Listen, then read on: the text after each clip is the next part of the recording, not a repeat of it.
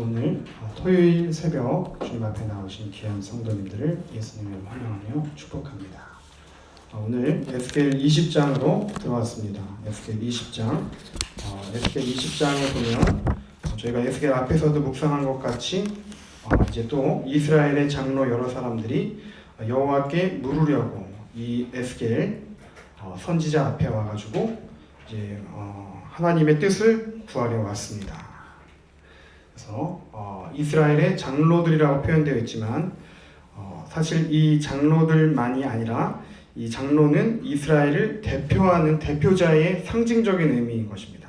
그래서 이 장로들 그 뒤에 사실 이스라엘 전체를 향한 하나님의 뜻이 너희가 내게 묻기를 내가 용납하지 아니하겠다. 그래서 이들이 하나님의 뜻을 구하고 물으려 왔지만 하나님께서는 그들이 에스겔에게 질문을 하기도 전에 너는 그들이 내가 묻기를 내가 용납하지 아니라 이렇게 선포할 것을 말씀하고 계십니다. 그렇다면 왜 하나님께서는 이들이 묻기를 용납하지 아니하시겠다고 하시는 걸까요? 바로 두 마음을 품었기 때문입니다.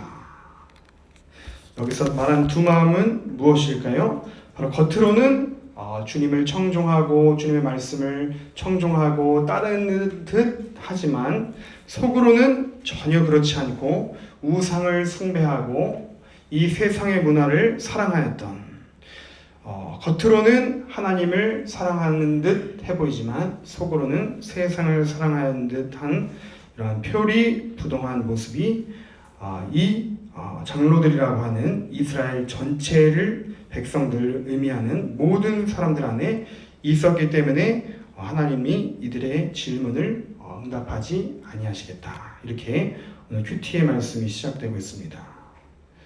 오늘 그렇다면 그 두 마음이란 어떤 것일까요? 오늘 8절에 보면 반역이라는 단어가 나오고요. 또 13절에 보면 반역이라는 단어가 또 나옵니다. 21절에 보면 반역이라고 하는 단어가 또 나옵니다.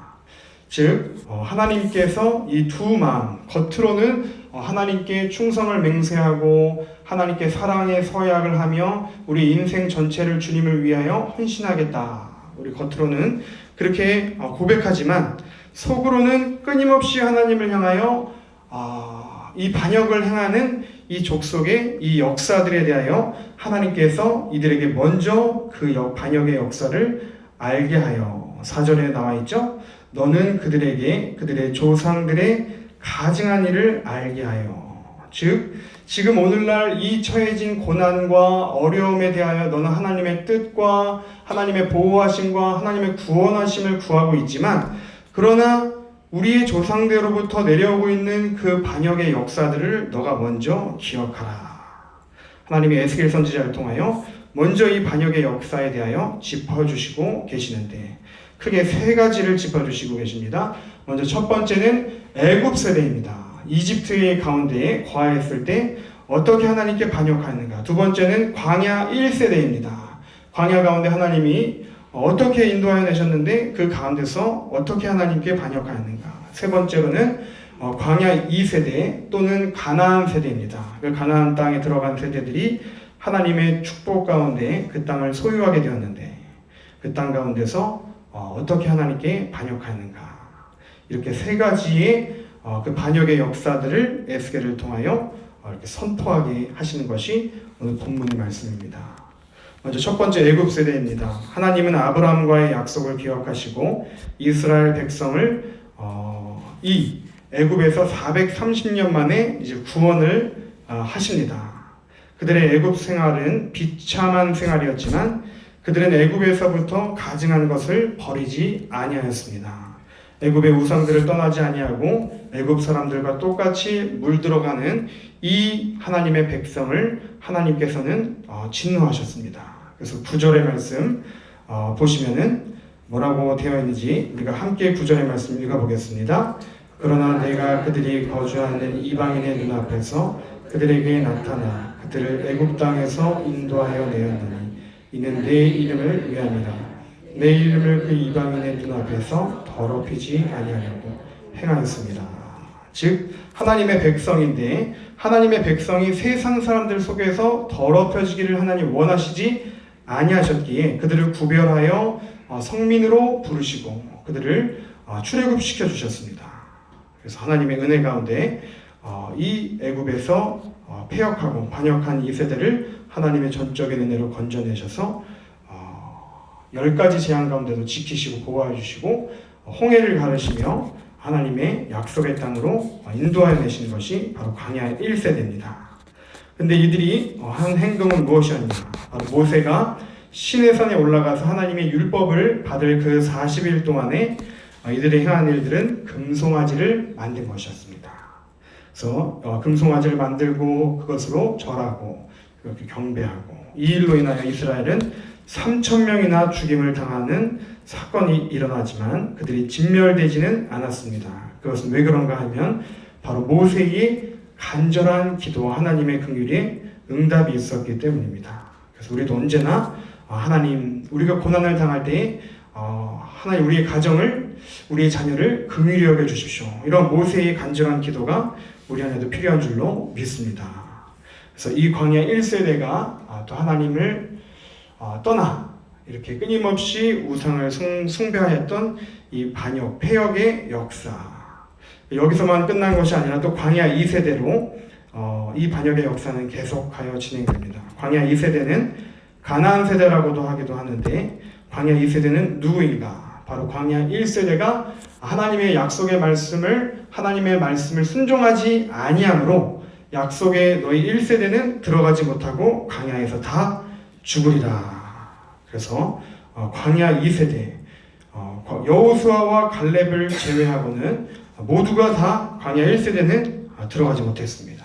광야 2세대 바로 이 다음 세대의 가나안 세대에 들어가서 그 땅을 정복하고 그 땅을 분배하고 그 땅을 이제 하나님이 주신 땅으로 이제 소유하게 되었는데 바로 그들이 하나님의 그 신실하신 축복으로부터 결국 또 반역하게 되고 가나안 땅의 것들을 우상들을 완전히 진멸하지 아니하고 또 그것들을 탐닉하고 그것들을 사랑하고 그것들을 주님보다 더 높이는 이러한 문화가 반복하게 되었다는 것을 하나님께서는 오늘 에스겔서를 통하여 짚어주시고 계십니다. 그래서 오늘 이 새벽 가운데도 나의 마음 가운데 주님을 배반하고 주님 아닌 다른 우상이 내 안에 들어와 있지는 않습니까? 오늘 이 새벽에 나의 마음 깊은 곳을 살펴보기를 원합니다. 주님, 제 안에 십자가의 사랑이 내 안에 여전히 감격과 감사함으로 자리하고 있습니까? 아니면 나는 아무 감동도 아무 감흥도 없이 그저 습관을 조차 무의미하게 드려지고 채워지는 예배 가운데 나아가고 있지는 않은지요. 주님, 저의 심령 가운데 뜨겁게 주님 앞에 부르짖으며 기도한 적이 언제이고 눈물과 회개로 통해 자복하는 심령으로 주님 앞에 나아간 적이 언제입니까? 주님, 저의 심령을 들여다봅니다. 저의 심령이 다 소진되어 있습니다. 주님, 저의 심령이 너무나도 몸이 건조해 있습니다. 하나님, 저의 마음에 상한 심령, 상처 입은 심령, 정말 여기저기 멍들고 찢어진 부분이 너무나도 많은 부분이 있음을 주님 앞에 상한 심령으로 나아감을 고백합니다. 이렇게 우리의 마음 깊은 곳을 들여다보기를 원한다는 것입니다. 계시록 2장 4절 5절은 오늘 이 새벽에 우리에게 엄중하게 권면의 말씀으로 권고하고 있다는 것을 제가 깨닫게 되었습니다. 계시록 2장 4절 5절을 제가 봉독해 드립니다. 그러나 너를 책망할 것이 있나니 너의 처음 사랑을 버렸느니라. 5절 그러므로 어디서 떨어졌는지를 생각하고 회개하여 처음 행위를 가지라. 만일 그러하지 아니하고 회개하지 아니하면 내가 내게 가서 내 촛대를 그 자리에서 옮기리라. 예, 주님, 그렇습니다. 제가 바로 반역자입니다. 주님, 제가 바로 주님을 떠나 우상을 숭배하였던 자입니다. 정말 이 새벽 가운데 저의 가정을, 저의 자녀를, 특별히 저의 상한 심령을 불쌍히 여겨 주시옵소서. 저의 굳은 마음을 제거해 주시고 살같이 부드러운 마음을 더하여 주시옵소서. 무엇보다 하나님, 이 새벽에 사모하고 구하기는 주님의 그 첫사랑을 회복하게 하여 주시옵소서. 주님과의 그 첫 만남, 그 뜨거운 감격의 제한에 다 사라지고 말았습니다. 하나님, 그저 의미 없이 그저 습관을 쫓아 예배를 드려지는 나의 이러한 무미건조한 삶을 결연히 절연하게 해주시고, 주님, 정말 제가 말씀 앞에 반응하게 해주시며 말씀 앞에 저의 통회하며 자복하며 저의 상한 심령이 회복되는 영적인 갱신이 저의 삶에 일어나게 하여 주시옵소서. 이 영적인 갱신이 우리 교회 안에 임재하게 하여 주시옵소서. 우리가 뜨겁게 하나님 앞에 나아갈 수 있도록 하나님 저의 마음을 새롭게 기경하여 주시옵소서. 우리가 이렇게 이 새벽에 기도하기를 원한다는 것입니다. 하나님, 내 안과 밖이 한결같은 자로 주님을 사모하기를 원합니다. 그러기 위하여 나는 날마다 죽노라라고 이야기했던 사도 바울의 고백처럼 나는 십자가 앞에 날마다 나의 욕심과 나의 생각과 나의 아집을 못 받기를 원합니다. 그렇지 않고서는 내가 나의 뜻을, 나의 주장을 포기하지 않기란 너무나도 어렵기 때문임을 이 새벽에 고백할 수밖에 없는 그런 연약한 존재가 바로 저라는 사실을 기억하게 하여 주시옵소서. 이렇게 우리가 이 새벽 가운데 하나님 정말 제 안에 반역하는 끊임없는 저의 조상대로부터, 저의 부모의 대로부터 내려오는 이 죄의 관성과 이 죄의 중력을 이겨낼 힘이 제 안에 없습니다. 그러나 이 시간 그리스도 예수의 보혈이 저의 혈관에 흐르게 해주시고 저의 마디마디마다 정말 저의 몸 구석구석마다 하나님의 은혜와 긍휼로서 정말 입혀주셔서 하나님 오늘도 주님 앞에 나아갈 때 무엇보다도 하나님 저의 무미건조한 심령을 새롭게 해주시고 저희 교회 가운데 새로운 영을, 새로운 차원의 기름 부으심을 부어주시옵소서라고 기도할 수 있는 귀한 새벽이 되시기를 축복합니다.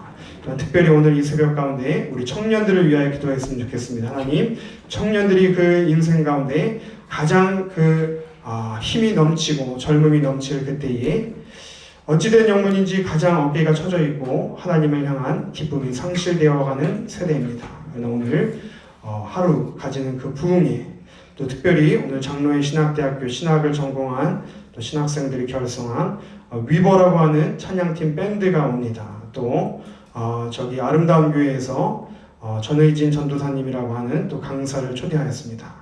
또 우리가 함께 이렇게 외부에서 또 새로운 청년들과 함께 호흡하며 교제하는 이 청년들의 오늘과 내일 부흥회를 긍휼히 여겨주시고 기뻐하여 주시고 한없는 주님의 축복을 부어 주시옵소서. 그래서 우리 청년들이 살아나게 해주시고 소생케 해주시고 이 교회에 활력을 더하여 주시는 그런 청년들로 거듭나게 하여 주시옵소서라고 우리 함께 기도로 중보를 더해 주실 수 있는 귀한 새벽이 되시기를 축복합니다. 우리 주기도문 하신 후에 우리 각자 기도의 자리로 나가시겠습니다.